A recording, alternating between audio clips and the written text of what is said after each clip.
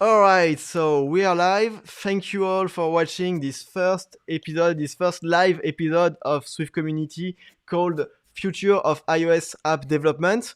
I have two great guests with me that I'm sure everyone is already familiar with. So I have Antoine Vandali. Welcome, Antoine. Hello, everyone. Hey, good evening. And I have Donny Wals. Welcome, Donny.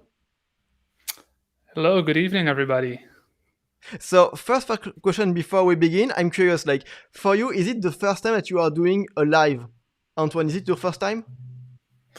Well, as far as I can think of doing something live like this, it is. But I do remember having a podcast episode together with Donny and John, which was, well, yeah, it was live for me, but I guess this is a new thing, yeah. And for you, Donny? I did an impromptu live stream once after a meetup where everybody was like, "Oh, I wish the meetup could go on," and I just was like, "Well, let's just do a YouTube live stream thing, whatever." And it was fun, but never sort of a live podcast interview sort of kind of format with this. So yeah, so it is a first, I guess, for most of us. So for you who are watching, if you have any suggestion or if you see like any maybe technical problem happening, please say it in the comment. I'm monitoring the comment, and if anything happens, I'm sure we're going to be able to solve it. And thank you to all the people who are saying hello in the chat. So I was saying this is a new format, and this format is also meant to be as interactive as possible because we are live. There is a chat. That's the entire purpose of a live. So at any point, if you have any questions, please say them in the chat, and we will try to answer them as best as we can.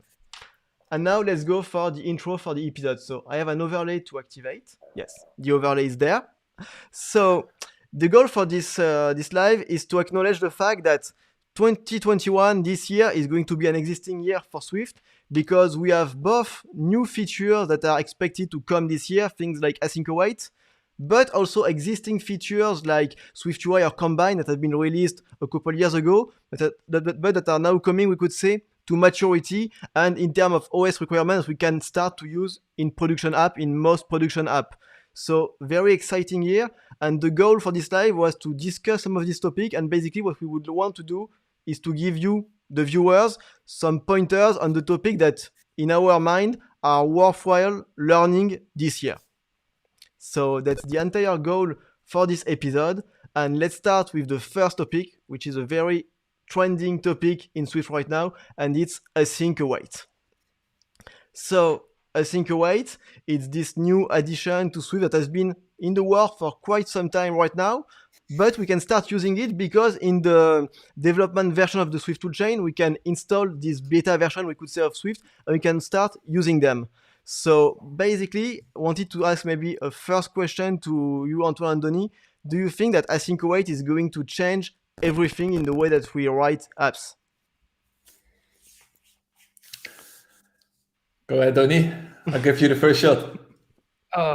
I was hoping you would take it. So will it change everything in how we write apps? No, for sure it won't. Because a lot of our UI layers, I think, are going to be pretty much unchanged. So assuming we're all going to write SwiftUI, I think that will still be very combine driven, right? Very reliant on these published properties, observed objects, states, and all that kind of stuff. So that stuff will not change, I think. I think it will change a lot in terms of how we write our model layers and our app backends, essentially our API layers and all that stuff. That I think will change drastically.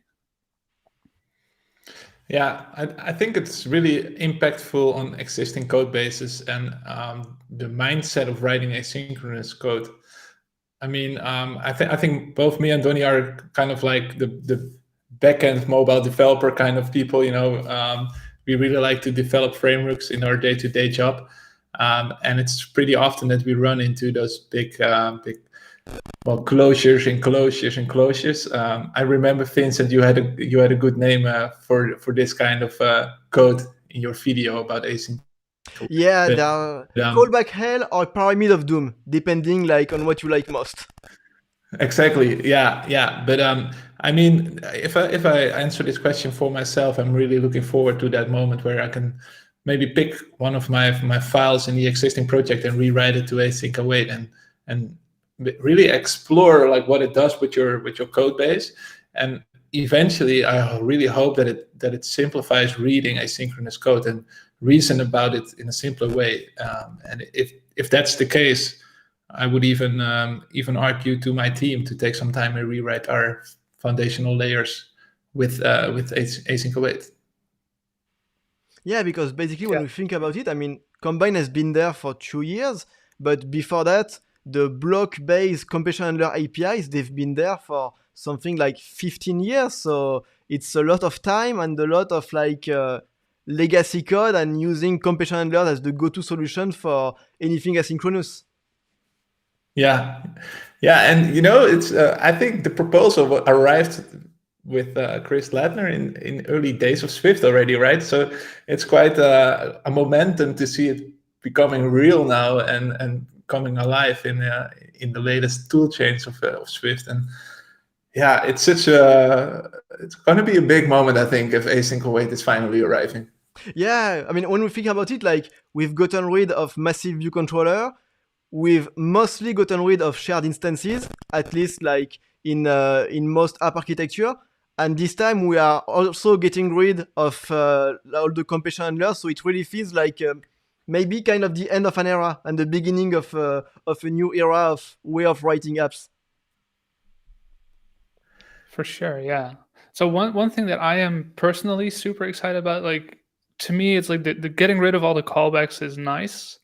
But the one thing that I really look forward to is the actor model that Async Await also introduces, that will allow me to rewrite so much of the code that I have that interacts with things like arrays and dictionaries, where you have to synchronize everything because everything has to be thread safe because we're building a framework, so we don't know exactly what people are going to do with it. So you have to synchronize everything, and that will be just gone. Just make something an actor, and all access will be protected from data races. Eventually, the first thing will be mostly protected, and then later on it's going to be completely protected. But I cannot wait for that. That's the one thing I'm super excited about. Yeah, and it shows like, so what we put under like the umbrella name of Async Await, actually there are lots of proposals. There is the core Async Await, there is the structured concurrency, so the underlying hierarchy of tasks, and I'm going to show an example just in a few moments. And also what you're seeing, the part about the actor classes. So personally, like I haven't read a lot on the topic. I just read one thing, and maybe you can confirm whether my understanding is good or not, is that for me, so an actor class, basically we can see it as a regular class that owns a private serial queue, and every time we try to access its data, all the access will be enqueued on this private serial queue so that everything is thread safe. Is it a good way to describe it? Pretty much, yeah. But I would like to add to that also you're only allowed to access an actor's synchronized property, so its mutable state or its functions, through Async Await. So another class cannot directly read or write state. It will have to be done asynchronously to allow the other end, to allow the actor class to run this getter or setter or function on its serial queue, or I don't know if it's going to be implemented as a serial queue, but that's what it's going to look like to us, of course, to do the work and then give back control. So you're essentially like pausing the execution of your code there, like wait for this to be done. Then the actor is going to read or write its state, and then you can proceed. So that's going to be very nicely isolated. Yeah, and I mean, you've written like a whole book about core data. I guess we can expect to see a strong integration of actors and core data somehow. Oh, I don't know. Maybe, possibly. I really don't know. If there's one thing that surprised me lately, is that core data didn't get as much as attention as other frameworks so far. I think me and Donny lately had quite some discussion about diffable data sources as well. And one pretty clear thing that should work as part of it is reloading items, and that simply doesn't work because of an existing bug in UIKit.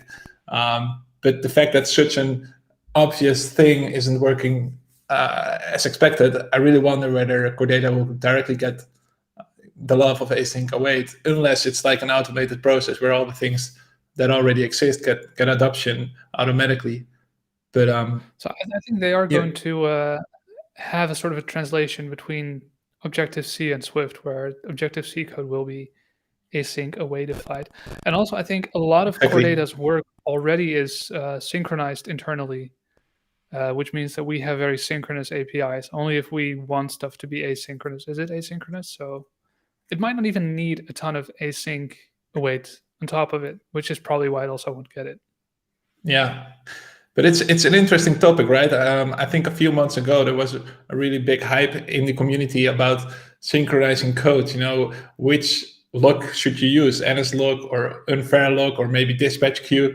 I feel like the whole change with async await might give that a certain direction as well, because what you said before is that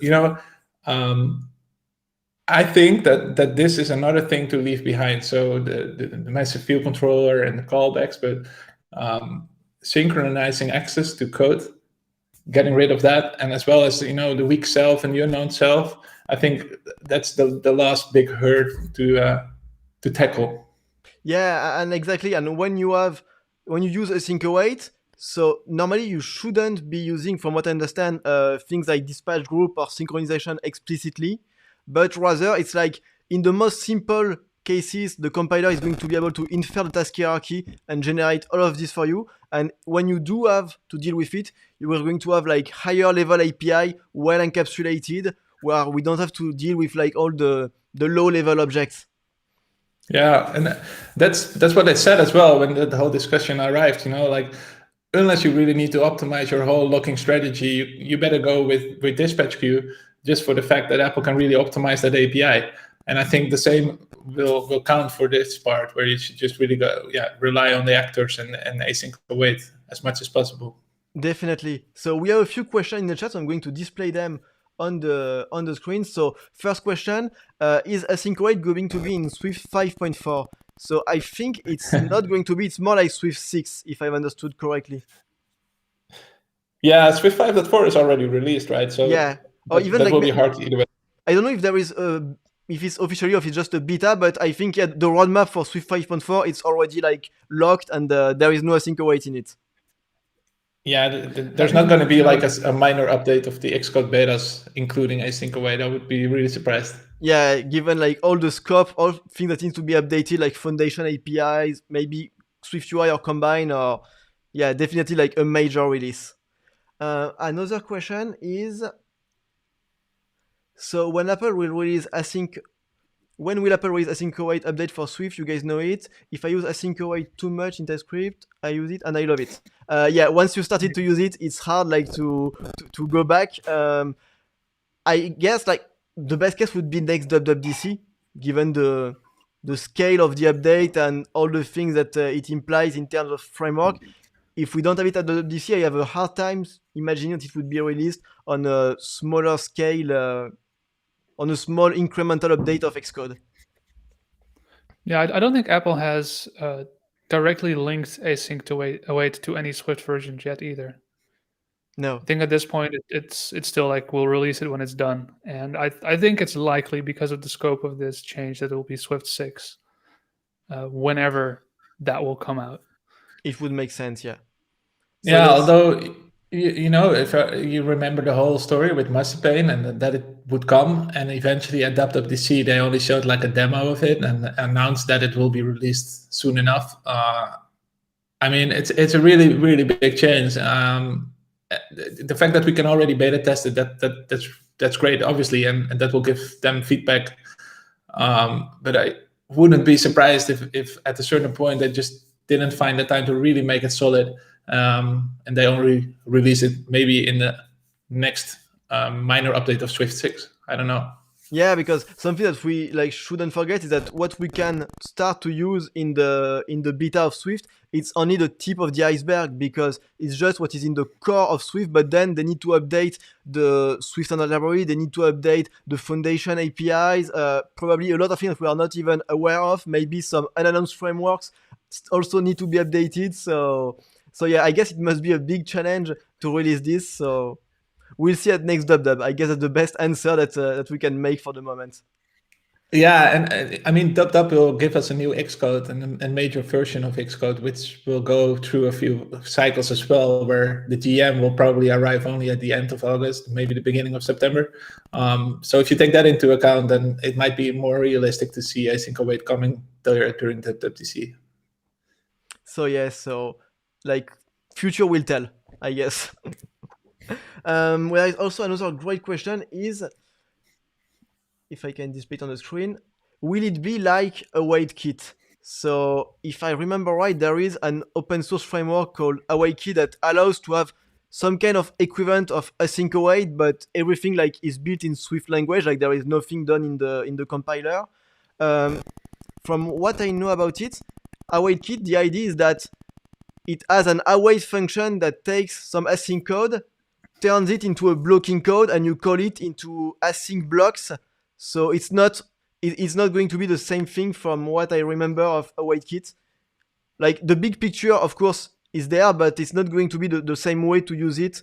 It's going to be much more integrated in the compiler. Yeah, I'm not super familiar with the library, but I just looked up the README, and it obviously draws from sort of a common understanding of what async await is, but I would say it's going to be completely different for the reason you said. It's going to be completely integrated with Swift. It's going to have its own like concurrency model. I think actors are a big proof of that, because Apple is essentially going to rework a lot of our dispatch queue code into actors. So that will be a big difference. So yeah, like AwaitKit, it's we could say it's a way to have some benefits of async await in a language that doesn't support it. But of course, when it gets like fully supported by the language, it's like 10 times better than what a regular like framework can do.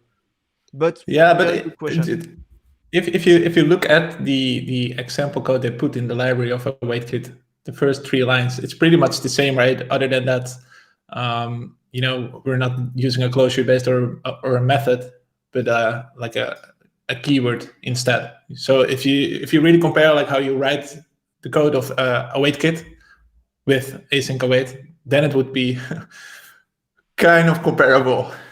It's kind of comparable. Like for people who know AwaitKit and who have taken a look at async await, the way that await works in AwaitKit is the equivalent of with and safe continuation in async await implemented in Swift. But so, of course, you get much more than with and safe continuation when you have async await in Swift. Okay, so yeah, do you think we're getting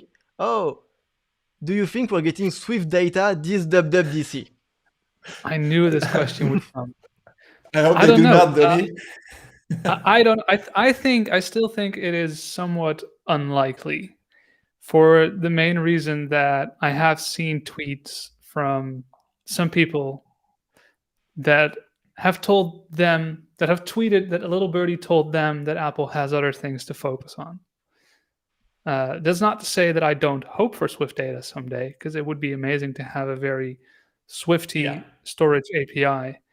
I'm just somewhat skeptical that Apple is going to throw core data out the window, because it's a big framework. It's a really, really big framework. It's not easy to replace, I would say. Yeah, and you shouldn't forget that it's really battle tested. It's like the core layer of many applications, and it's been here since this is a good quiz question, but when did core data arrive? I'm not entirely sure. Maybe you know, Donny, but I think it's been 3. iOS 3. Well, there you go. You're not going to rewrite that easily, and there's a lot of risk with it. Not only maybe apps that crash, but as well losing data. So unless it's really like a rewrite in Swift based on the same unit testing libraries, and they hopefully have internally, then maybe it's doable. But I guess there's a lot of room at least for a renewable library for core data. So I think there is that Xcode Santa thingy. I think we did it with John Donny, but I wished for this framework for 2 years now. So I guess I just do it again. Let's just keep asking for it long enough, and it will eventually be true. Okay, so we have another great question that is a perfect tie-in for what I had prepared next. So the question is, would it be encouraged to use Async Await over Combine for non-UI modules doing async operations? And so I had prepared some images to compare like a typical use case of Async Await with the equivalent using Combine. So I'm going to display it on the screen. Before we get into this, Yeah. I do want to say something about this question because I get this question a lot, and Combine is not an asynchronous task runner. It's more than Right? this. They're different things. Like you encapsulate asynchronous work in Combine, but Combine is more about. It's almost more like the async sequences thing that they're gonna put in Async Await, except Combine sequences run typically or are supposed to run, or it shines when the sequences are far longer, like doing button tabs or responding to changes, for example, in Notification Center, or the user changing their dark mode settings, like that. Those are all very good fits for Combine. So proceed with your examples. I just wanted to point out that difference because that is that's a very easy good to point. And that would have been part of the conclusion that it's basically like two different scope, and Async Await is very good for a very specific subset of asynchronous code, and Combine is a much more like general purpose tool. But yeah, so the challenge is, let's say that we want to implement both sequential and parallel call. So you see, I need to make a first call to get a user ID, and then using this ID, I can get additional data. So for instance, here it's a user first name and a user last name. So I need to make the first call, then I want to have the next two calls happening in parallel, and then I want to synchronize the result in order to use the data I've collected and print it to the console. So that's what I want to achieve. And I written the code to do it using Async Await. So this is what it looks like. And for the people who are watching that have never used Async Await, you can see a first example of how Async Await looks like. So the key part to understand here, this idea of when you call an async function, you can call it with await, and it's going to immediately block the thread and wait for the result. But you can also declare your variable using async let. So it's kind of a modifier on your variable, and what you are doing with this async let is that you are storing a task in your variable. So in first name, there is actually a task, but we can only use it in a line that is marked with await.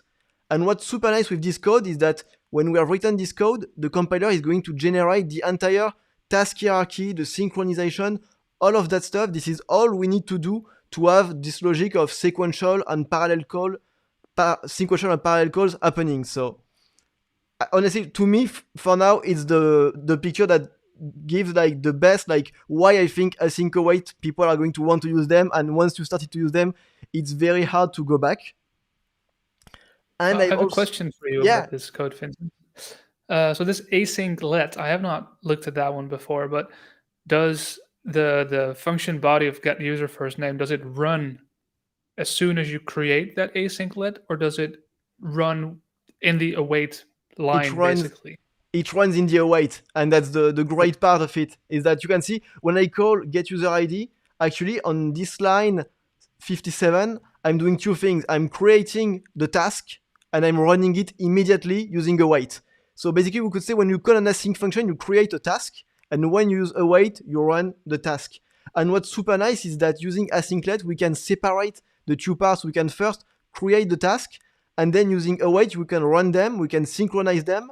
And the cherry on top of the cake is that we can use the task just like if it were its return value. And the compiler like takes care of everything for us.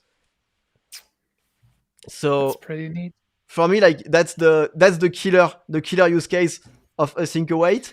And what's nice is that so this is a very like simple, specific subset of asynchronous code, of doing asynchronous programming. And when you show the code using Combine, so I've done it, I don't know if it's the best way to do it, but I've done it using flatmap and zip. And of course, like it's funny because the first time we saw Combine, we were like, I mean, Combine is such an improvement over like using row closures. But when you see like the two Combine and Async Await next to each other on this very specific use case, you can't help but seeing that, yeah, indeed there is a lot of like noise, we could say, in this example. Yeah. Yeah. Yeah, I think this is a very good example of something that works great in Combine, but Combine is not great for Exactly. So necessarily. I'm going to put them side by side. I think what you said, Donny, before this example is a great conclusion. Is that so? For this very specific use case, Async Await is a great tool, perfectly shaped for this use case. But Async Await cannot deal with all the things that Combine can do. You know, like values over time, back pressure, all that kind of stuff. But Vincent, if we take the question of Daniel, I think Yes. it's a really good question combined with this. Do you think it will make it more difficult for newcomers for Swift to join Swift? I think if you take those two code samples and I would be a beginner, I think the async await would be much simpler to understand than the combine one. A lot easier to reason about, I think, because it's sequential. You know, Definitely. I think at least the learning curve, I feel like, is a lot smaller compared to combine. The other question you can ask is then whether it will be harder for newcomers compared to GCD. You know, the async await of we have today without combine. Yeah, I'd say that Async Await basically it hides a lot of complexity like under the hood, and yeah, to focus like on teaching Swift, and Apple has a strong focus on making like Swift a good language to learn programming. It's definitely a great step in this direction. I think it'll make some things easier, but I think it'll make a lot of things a lot harder, to be honest. When I look at that example you just had with the let user ID is await user ID and then the async let and then actors and all that stuff. I think depending on where a beginner is going to focus their attention, there's also going to be a lot of pitfalls. Like the async let is going to be extremely confusing for people. I'm sure. Like people are going to be like, why is this function not being called before this other function is being called? I'm using async await. Shouldn't it be sequential because it looks sequential? Look at the line before that. That one did wait. Why does this one not wait? Why does it only wait when I do this? And I think that will be confusing. It will also make other things easier. It'll be a bit of both, I guess. It's a bit like an URL session task that you create and you forget to use resume, right? Yeah. Kind of like it. Yeah. I don't know, but then still, it's the question: is it because that problem we still have that problem today, right? Maybe with callbacks, it's a bit easier to reason about it because it's really like step by step and it's tangled into each other. So you really can't think of the inner callback to be called earlier than the outer callback. And I know that a lot of beginners struggle with callbacks a lot because they find them super confusing. I think asynchronous code in general is confusing for beginners.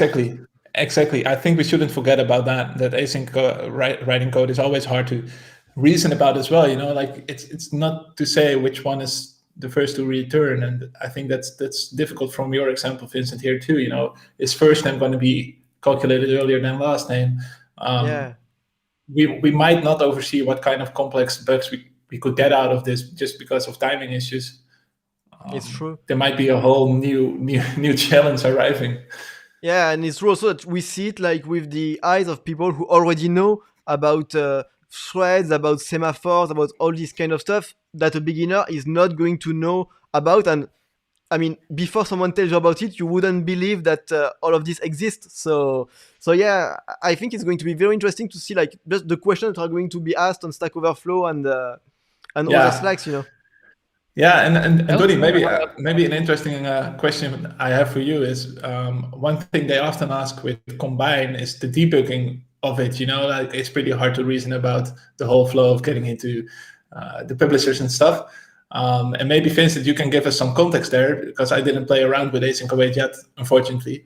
But I really wonder, like, how will debugging be different compared with each other? You know, like because Combine we kind of know now, but will it be easy to reason about the backtrace of an async await callback? Oh, you mean when you want to debug code, for instance? Yeah, exactly. That's a good question. I haven't like tried to debug a lot. What can be confusing, basically, it's all the things that are happening in the thread. For instance, if you are using an async function to respond to a tap on a button, it's very easy to touch a UI object from a background thread. And the compiler, for the moment, it cannot help you like find the issue. So that could be like a main source of confusion. But yeah, when you put a breakpoint, you don't know like on which thread it's going to run and all that kind of thing. So Yeah. Yeah, that's exactly what I wanted to ask with debugging. I hope Apple builds good tools into Xcode to sort of visualize this. Yeah, maybe this allows them to create a new kind of sanitizer specifically for Async Await or something, you know?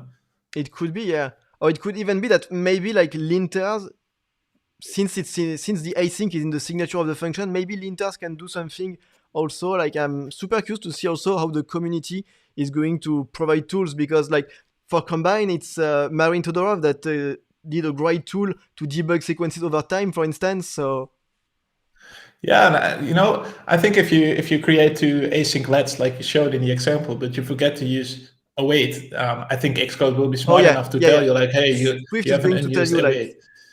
Yeah, and that should teach you automatically as well. Like, this is instantiated but not called yet. And if you compare it back to the session task we had before, where you wouldn't call resume, we won't get any help there. So that might already be a big improvement. So yeah, on that part, since await is becoming like part of the signature of the function, it's kind of like it's actually very similar to throwing function. The compiler can reason about them and can make sure that you take all the required precaution when you call and all that kind of stuff. I'm looking at the questions. Oh yes. Do you think we will need smaller screens due to the lack of closures? It's true that the 80 colon rule is going to become like much simpler to follow right now. But I mean, I remember like of some iOS app that literally had, I think on the home screen, 12 nested callbacks in Objective-C. So there were wild times. There were definitely some wild times. Good luck debugging. Yeah. Oh, this one is really great. In JavaScript, promise all do this for us.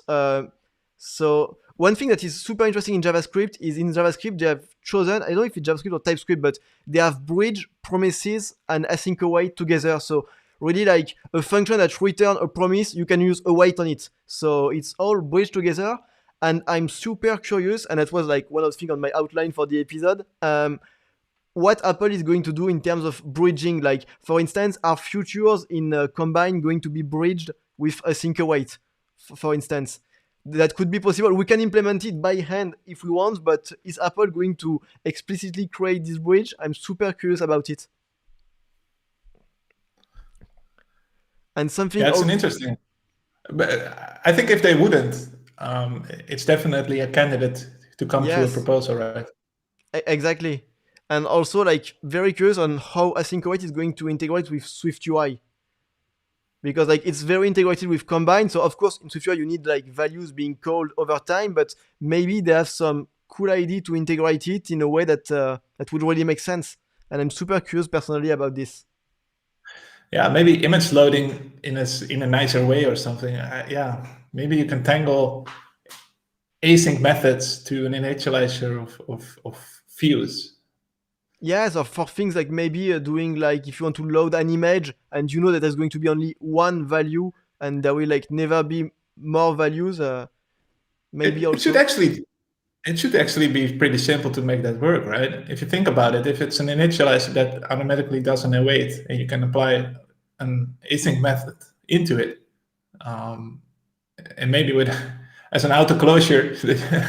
Well, I mean, yeah, I can totally see that working. But yeah, I'm super curious about how it's going to integrate, because I've seen, for instance, in Flutter, they have in the language Dart that Flutter uses, it's very strongly integrated, like async await, observables, DUI, and so since I've seen that, I'm super curious to see what Apple is going to give us. And I'm looking at the questions, so.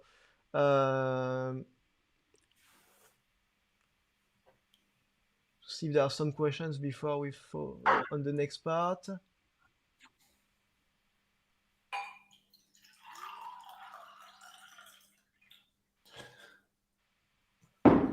Yeah, maybe we might want to continue to the next topic All either right. way, right? Yeah. Let's keep the rhythm and continue on the next part.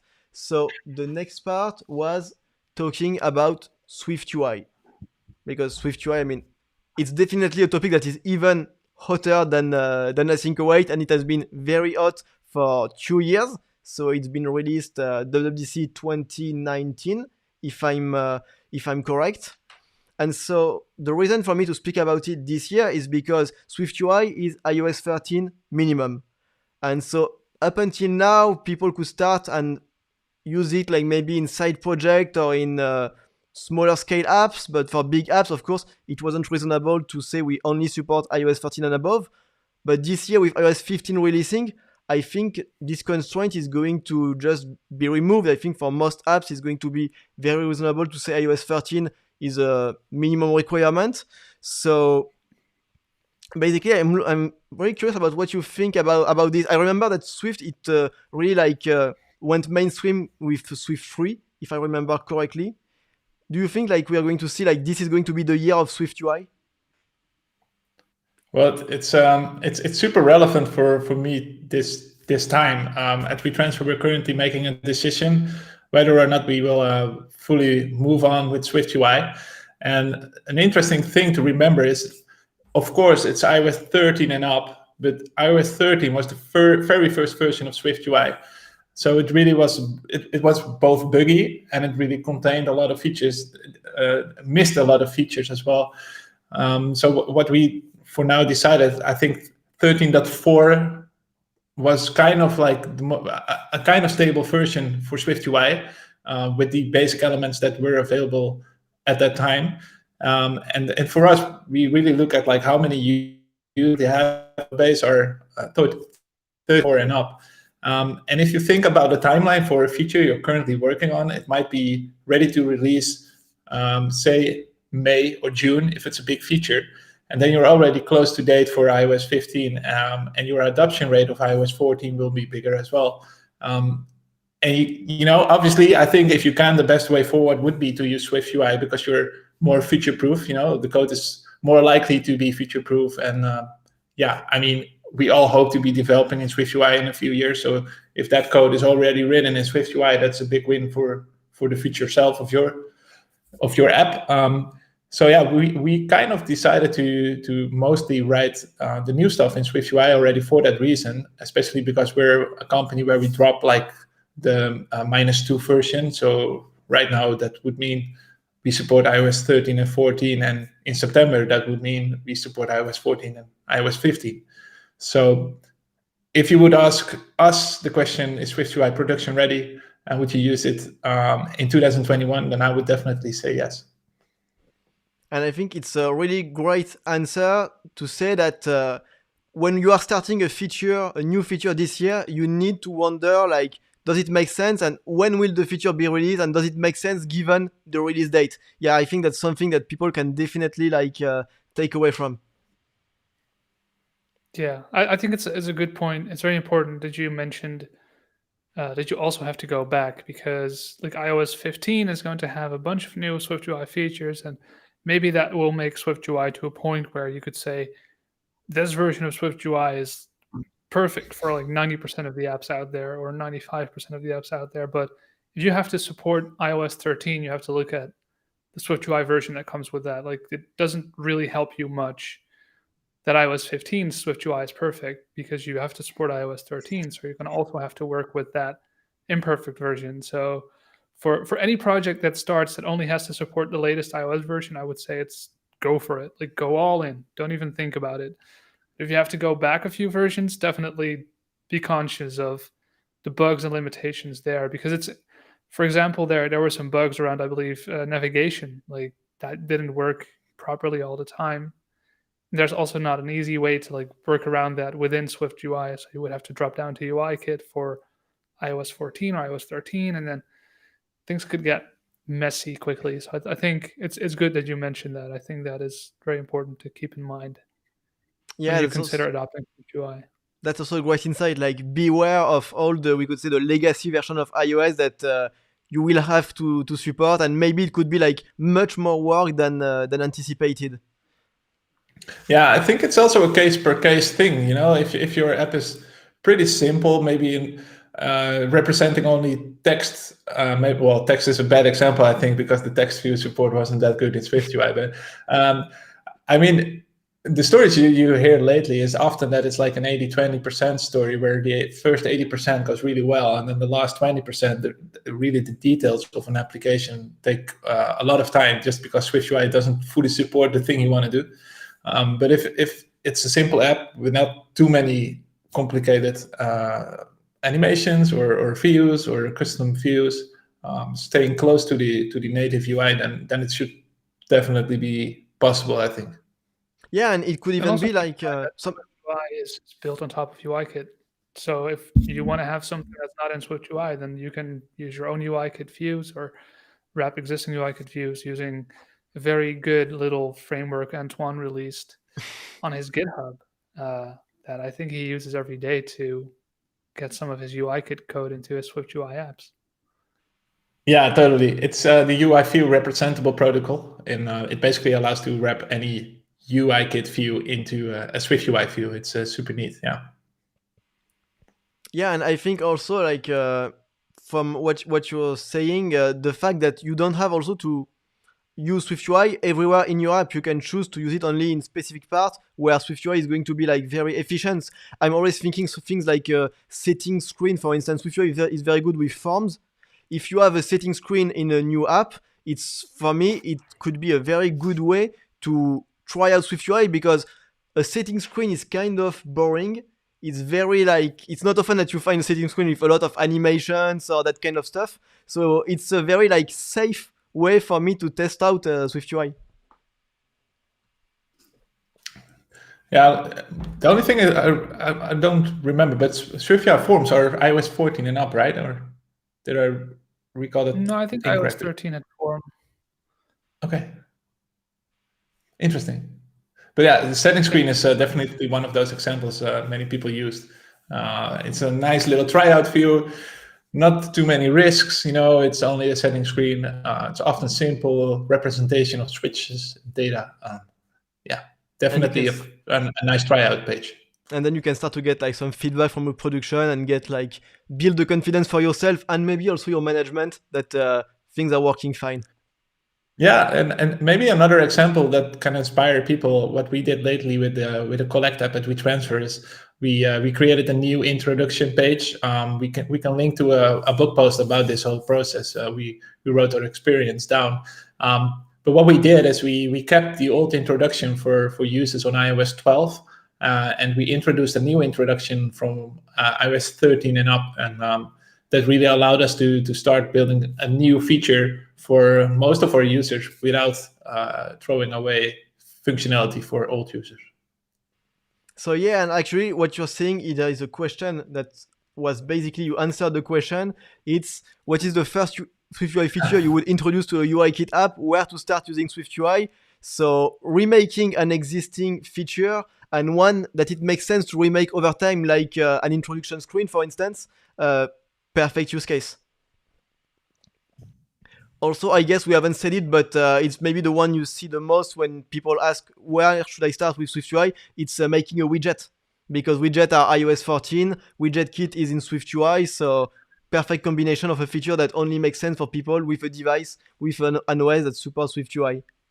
Well, you know that I disagree with that. At WeTransfer, we thought about this too, but the thing you need to remember is by adding a widget, you also add another extension to maintain, and that might not always be the best choice for your project, especially if it's not really adding a really core value to your product. Oh yeah.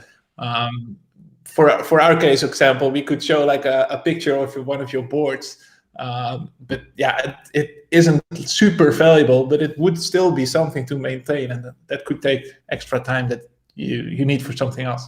Yeah, that's why that you shouldn't like make a widget for the sake of making a widget, only if it makes sense in the context of your app. Definitely. Yeah, exactly. Yeah. But for instance, the people who already have, for instance, a widget in the 2D extension, for them, I think the perfect use case of remaking an existing feature would be to take this extension and make it more modular and in a widget. Totally. Or several widgets. And I've heard also something that could really maybe help drive the adoption of SwiftUI. I've heard that there are some companies that are using the fact that they offer projects in SwiftUI as a way to boost their hiring process. When a candidate is hesitating between two companies, they say, "Oh, but we do SwiftUI," and so this way they can get better candidate, and it can be also like a way to start the whole thing going. So might be something. Yeah, I think it's important if you ever apply for such job, just because there's SwiftUI listed, to realize how old the application is you're going to work in. Because if it's like a 2 years old application, I'm pretty sure SwiftUI will only be part of your job, and you definitely need knowledge of UIKit as well. And you will definitely not end up writing SwiftUI only, because I think the ones working on the project already are more likely to work on those fun stuff, because they're working there longer. That's just my feeling about it. But That's also very true that people need to beware when a job posting sounds like maybe too promising or too much trendy to be real. Yeah, exactly. I'm looking see if there are some questions. So first feature, people saying that they did their first widget today. So yeah, definitely a great way to get started. I see an interesting one from Florent, Vincent. It's about AppKit. Oh yes. Well, it's also about UIKit, but I had a discussion about it last week. There are so many resources about SwiftUI, but only a few cover functionality compared with AppKit. I'm working on a Mac app lately, and I'm trying out SwiftUI quite a lot. And that's where you find out that a lot of resources just lack explanation for macOS. It's often working the same, but some things just work a bit different, and you need a bit of knowledge about AppKit as well. So I guess answering this question, yes, definitely. SwiftUI makes it easier to work with AppKit because it's more like the same kind of language. But I think we need to work a bit on this coverage in the community to make it even more suitable for AppKit development. Yeah, it's true that the way that Apple pitched SwiftUI was like the one UI framework to develop for all Apple platforms, so Watch, Mac, and iOS. But it's true, like I haven't done SwiftUI for Mac myself, but when I read on Twitter, people seem to say that on Mac it's harder to do SwiftUI. Well, I think especially if you're doing like Catalyst applications or multi-platform applications, because then you're constantly bridging between iOS and macOS, and need to make sure you don't break anything on either of those platforms. But if you start a plain AppKit application, or maybe you already have an AppKit application, I think, a lot of things are only supported from Big Sur and up. That's one thing to consider. But SwiftUI works pretty good so far for me, at least, and it's super productivity booster. So I would definitely try it out at least. Yeah, I mean, it's only going like to improve over time anyway. So, and definitely like SwiftUI is the future. That is certain. And I see a lot of questions, people saying like, how much UIKit are you going to need to know in the future when you use SwiftUI?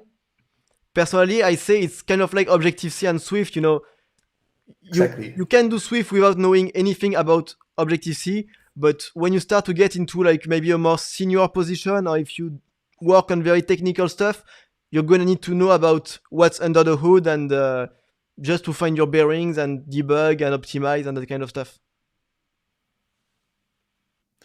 Yeah, although for how much you need to know, it also really depends on what it is you want to do and why are you dropping down to UIKit. Is it because you need to, select text fields because SwiftUI cannot do the first responder manipulation stuff yet? If that's the case, you're probably going to want to learn about the responder chain. If you need custom view controller transitions, you're probably going to dive into that part of UIKit. UIKit is a huge framework, and I don't think any of us completely knows UIKit, to be honest. Like, there's just so much in it. I wish. No, but I think, Vincent, you make a really good point comparing Swift and Objective-C. If we look back at how Swift became more mature, I think Swift 3 was a really big change on top of Swift 2, and it took quite a few years for Swift to become like a major language, and companies being even like a place where you would only write Swift, and in that area you often had the question too, do I need to learn Objective-C, or am I good with knowledge about Swift only? And I think if you would ask someone today whether or not you should learn UIKit 2, if you're about to get a job in the upcoming year or two, I think even, it's pretty likely that the code base contains existing UIKit logic, and you should definitely prepare yourself for that, unless it's like a startup that can really prove to you that it's a SwiftUI only project. And yeah, I think like this idea of saying like for the next 2 years at least, UIKit is still going to be a core skill for an iOS developer. I think that's something that we can definitely all agree on, I guess. Okay, so we've talked a lot about SwiftUI. There was a last part which was more, so I called it tooling, but it was more about Swift Package Manager anyways, because I was really curious to have your opinion. So personally, I haven't used SPM that much. I use CocoaPods and Carphage a lot, but SPM not that much. But my understanding is that today for iOS, it is ready to be the go-to solution for a new project. Yeah, I haven't used it a ton either, but what I have used it for me, it's been about hitting wall after wall after wall where it just doesn't quite do what I wanted. Most notably, I think they haven't changed that yet since I last tried it. You cannot have a run scheme that is not called debug or release. So I like to have a debug, a release, and a staging environment, for example, and use xcconfig to configure my project with the bundle identifier and all that stuff. But you cannot add your custom names. Swift Package Manager will just be like, nope, I only do release and debug. I don't do anything else. So that is somewhat strange. And also Swift Package Manager for Xcode and Swift Package Manager in the command line, they're not the same thing, like at all. They don't work the same. So that I have not run into that myself, but I have seen other people run into that, which can be very frustrating.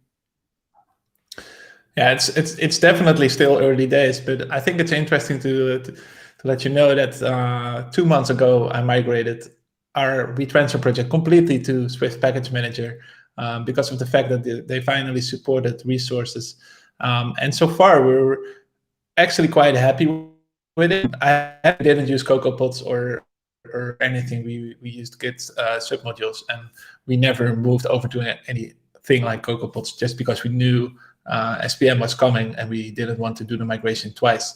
But I think so far I'm pretty happy, but I have to be honest, last Friday I was at a point where I had like a framework for testing purposes only, and you currently can't really add a dependency to a test only target.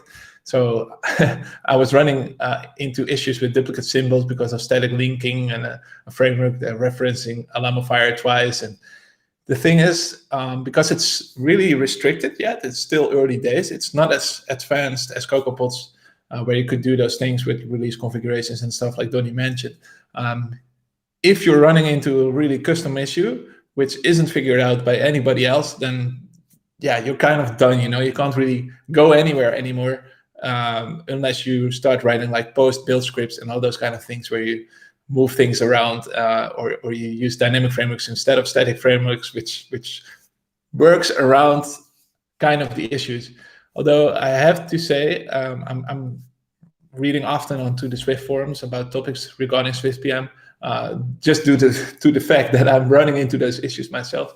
But they are really responsive, and they are quite on top of it, fixing issues. So if you do run into issues with SwiftPM, really provide them the feedback they need so they can improve it. And I think they really have a priority making this more solid.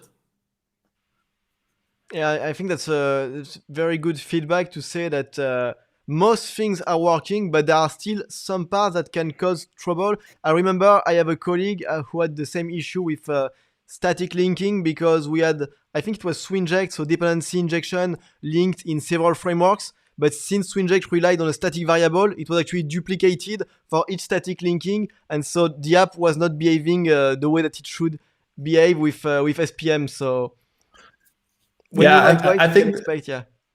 Yeah, I know this one. This one is fixed in the last episode, I think. So So yeah, it was like in just another example. 1 year ago in March, I guess, February or March of last year that this issue happened. But yeah, so when you Yeah, migrate, of course, you can always expect to run into some troubles. yeah, totally. I'm seeing a question on which so what do you think of tools like Truist or Xcode for big teams? Do you use such tools in your companies to avoid issues that are common with big teams? So for my part, I've never used anything that is outside of the basic Xcode proj, but I'm very curious to see if you have an opinion about it, Antoine and Donny. You go ahead, Antoine. I don't have anything interesting to say on these two specific frameworks because I don't use them. Gotcha. Yeah. So people that know me might know as well that I'm really into those kind of toolings. We built quite a few of those tools ourselves. One is Git Buddy. You could check it out. But we also looked into this as well as Swift format, SwiftLint, and those kind of things. We're not a big team. I'm an iOS team with only 3 developers, and we're working on the same project every time, again and again. So we're not really running into the problems the tools try to solve. I actually had a discussion about this with my colleague Will Speak. But if you do, like, for example, if you're at an agency and you have many different projects, or you need to create many different projects, you might want to automate that whole process. And I think Toist is really popular lately. They provide like a more static way of defining projects. It's more visible what you really create for your project, but it's a different way of setting up that you need to learn. And I can totally imagine that it works for big teams if you can automate that stuff and make it more visible how things are structured. So for big teams, yes, I think those tools make a difference. It's already proven to be popular, so I think that proves that it solves a problem for those teams. I'd say maybe like the advantage that big teams have with this kind of tools is that they can dedicate like 1 or 2 developers to just making sure that the tool does work, because that's the part I've always been scared about, is that if something breaks, Apple is not going to help you, and you're kind of going to have to be on your own. And I mean, you broke it, you bought it, basically. So yeah, but there's a really active community behind those tools, so I'm pretty sure that you will get an answer quite quickly. But it's definitely something to maintain once more, and it will always be one step behind latest releases if there's anything breaking. So that's definitely something to consider, to take into account when you use those tools. And there's another question that maybe one of you can answer, because I don't have the experience on SPM, as I was saying. So Ari is asking, can you have a Swift package that will attach only to debug? So that would be not part of the release app, if I understand it correctly. I Yeah, haven't tried.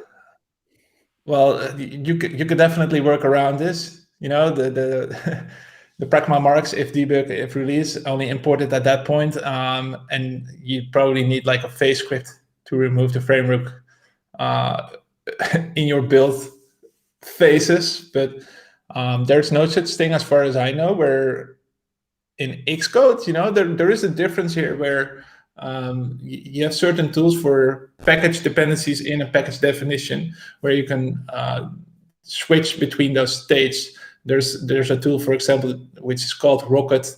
You use 2 dashes or slashes with a dev word behind it, and then those frameworks will only be included in your test target when you run Space Package Manager through the terminal.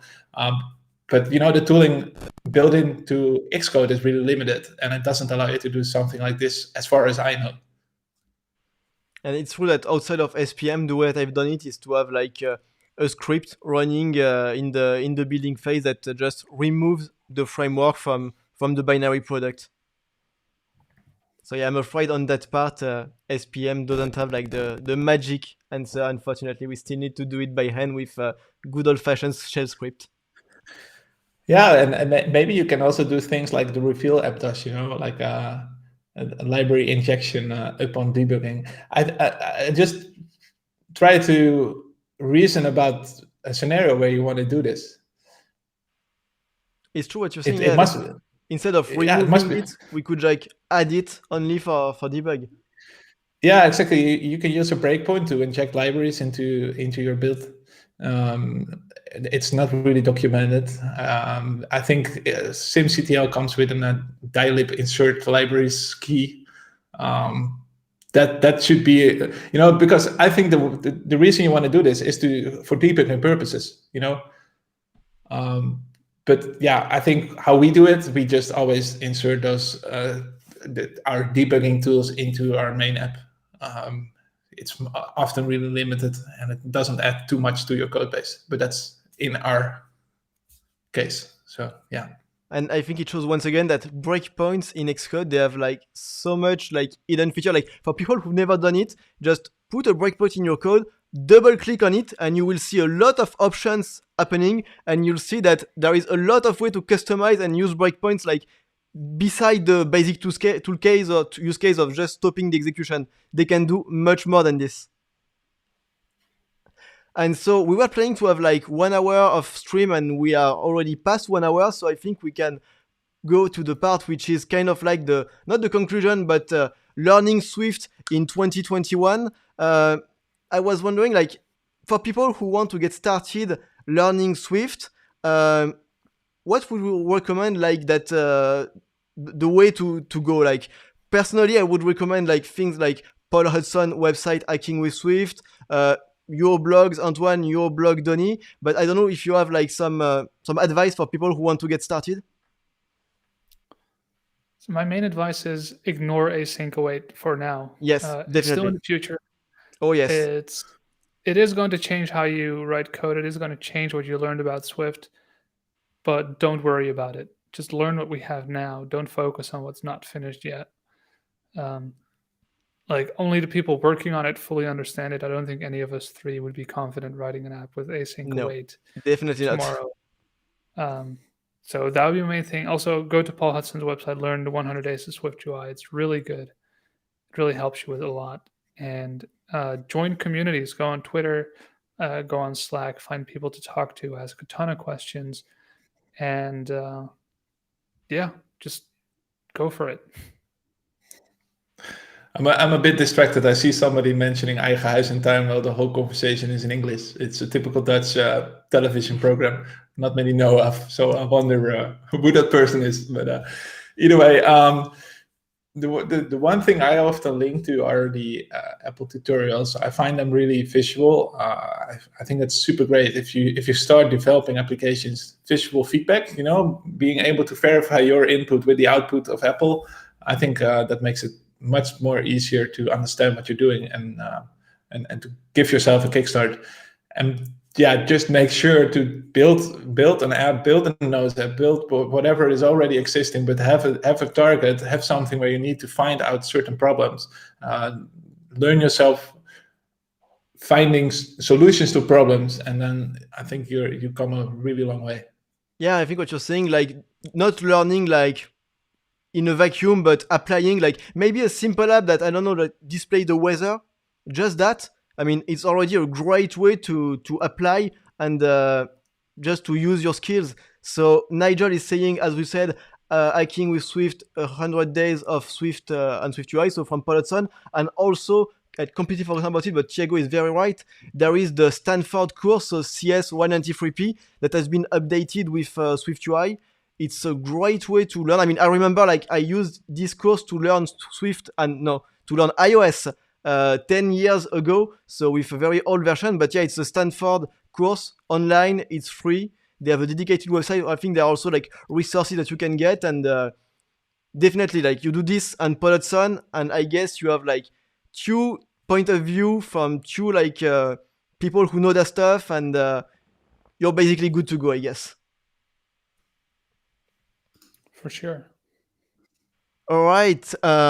Before we end, there is a very important part. There is the promo part because we all have some things going. We all have some activities. So first, I wanted to promote Donny's book, Practical Core Data, that has been released early this year, and I think there is already an update about it. I don't know if you want to say a few words about it, Donny.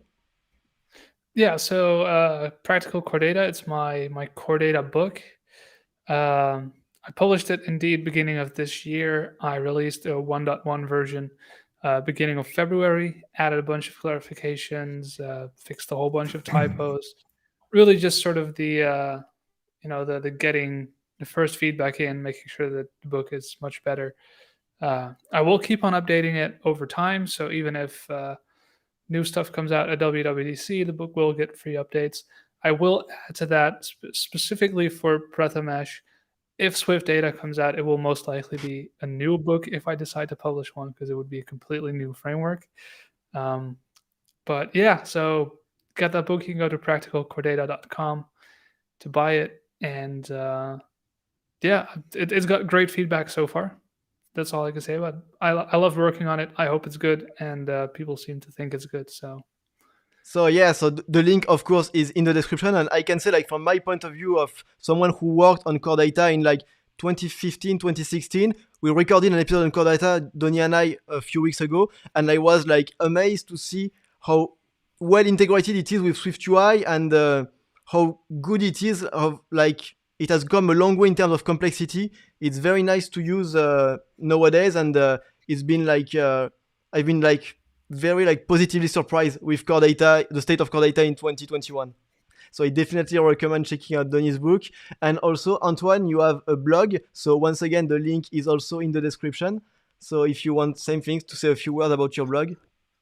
Yeah, I guess the one thing I can say is the blog is only one thing. I'm yeah, great job, Donny. I was thinking about doing that for a while.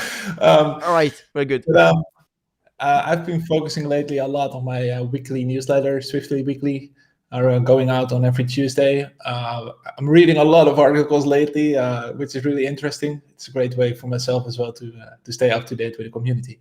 But I want to take this chance as well to ask or to give a question answer for Mohammed. He's asking when I release Rocket Sim. You might know it as well. Rocket Sim has been known as a recording application up until now, but Xcode decided to, how you call it, Sherlock me 2 weeks ago. Yeah, and you can do two things if you get Sherlocked. You can step down, accept the fact that Xcode is a first-party tooling doing what you do. But I decided to step up my game, and I'm leveling up Rocket Sim to 4.0, hoping to release it somewhere in March, but I have to give myself some freedom to release it in April, so I'm saying April. And that will allow you to do some way more things compared to what Xcode does today. For example, recording with touches as well as comparing designs right in the simulator. So I'm really excited about that one, which you can follow on my Twitter account dedicated to Rocket Sim, but it might be as easy to go to rocketsim.app. And so the link to Antoine's blog is also in the description. And on his blog, on the first page, you can subscribe to the newsletter. And indeed, it's a great way to like stay updated with what's coming in the community, because no one has the time to read everything on Twitter. I'm always like surprised the number of content we see in newsletter each week. It's definitely crazy. So on my part, I'm not going to do a lot of promo. Just remind you that you are already on my YouTube channel, so you can do some nice things like liking, subscribing, all that kind of stuff if you want, if you liked. But anyway, thanks you all for all the people who joined to watch. I know that at some point I saw there were up to 80 people watching the stream, which is like incredible for an iOS stream. So thank you all for trusting us. I had a last section for the conclusion.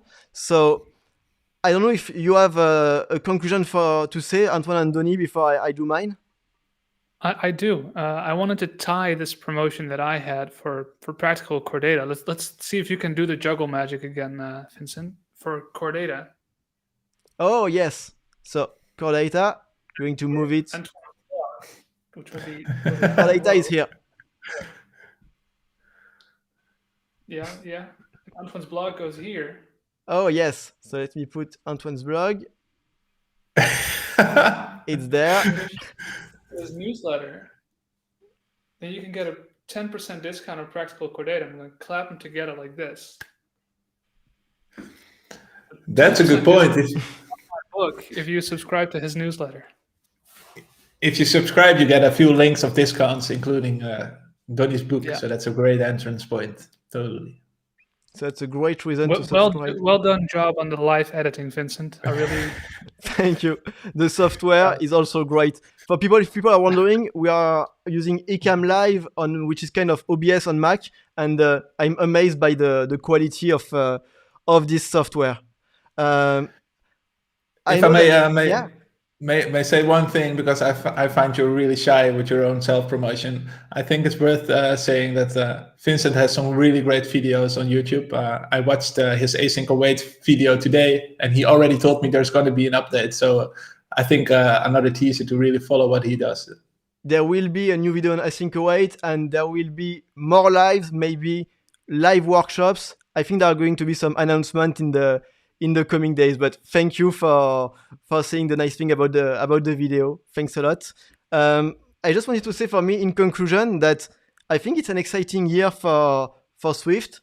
I think we can expect some cool stuff at WWDC, and also I guess given the current situation, we all have more free time than what we maybe would like to have, but at least we have a lot of nice ways to fill this free time with all the best cool new stuff that we can learn about. So that's a little piece of comfort, I guess, when you are an iOS developers in this difficult time.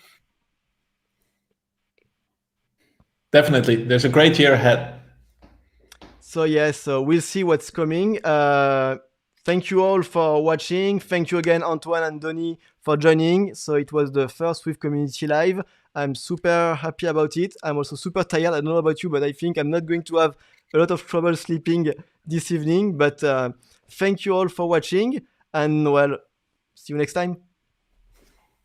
Thank you, Vincent. Thanks, everyone. Thank you, Antoine. Thank you, Donny.